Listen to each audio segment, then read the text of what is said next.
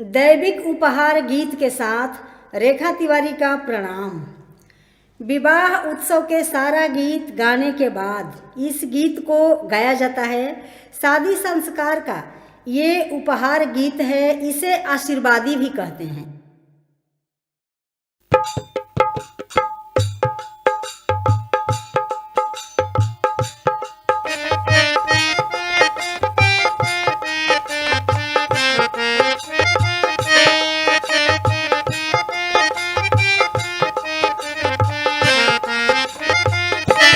गौरा पार्वती के अंगना सोहाग मांगिला, कार्तिक गणपति समेत महेश मांगिला।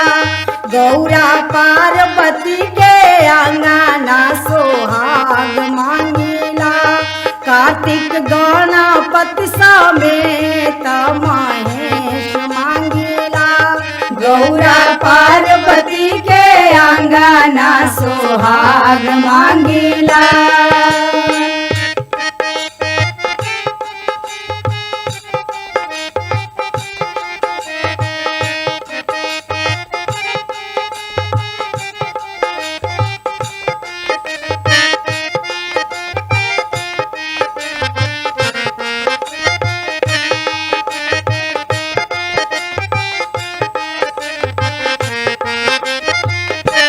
ससुरा ससुर मांगिला, नैहर भाई मांगिला।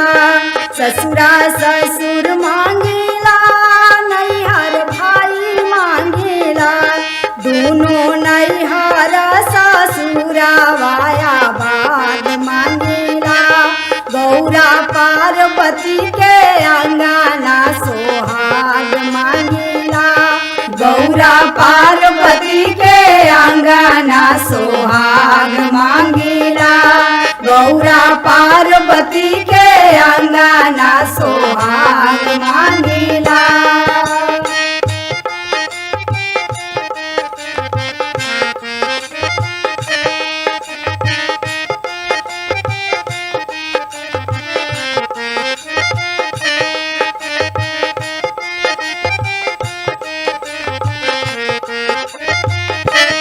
दुल्हा पगड़ी मांगिला, दुल्हन चुनरी मांगिला।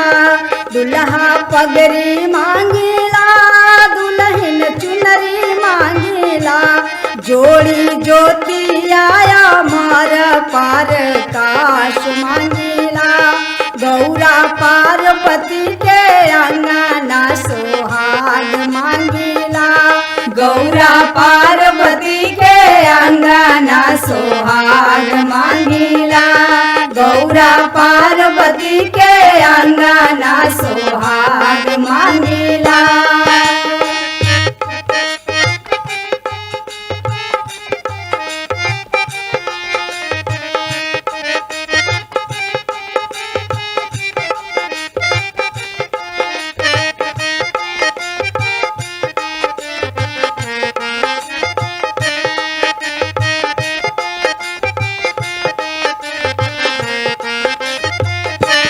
सिंदूर टीक मांगिला, टिकुली साट मांगिला। सिंदूर टीक मांगिला, टिकुली साट मांगिला। सुनर प्रीतम के प्रेम रस धार मांगिला। सुनर प्रीतम के प्रेम रस धार मांगिला। गौरा पार्वती के अंगना सोहाग मांगिला। गौरा पार्वती के अंगना सोहाग मांगिला। गौरा पार्वती के अंगना सोहाग मांगिला।